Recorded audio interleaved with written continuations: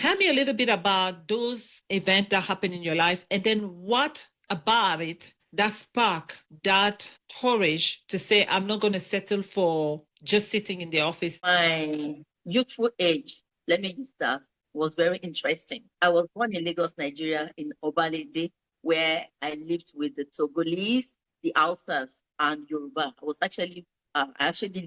I was born and bred with the Hausas.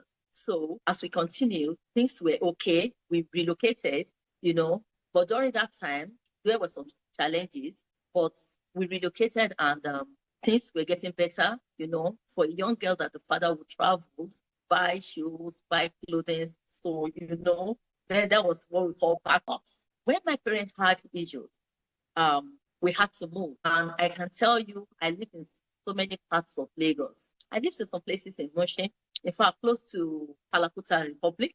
I lived in so many areas. I lived in Oshodioko, so, but one thing, in fact, we lived in Sangros Market. That Sangros Market is the kind of market that, as at that time, is not the modern market that we have now. But someone offered my mom that we could live there, and we lived there for almost about a year. Probably would have been sleeping on the streets. It was that bad because my mom didn't want to go back for reasons best known to her. So we started like that. Things were very difficult. So I experienced good side and experienced the very lonely side.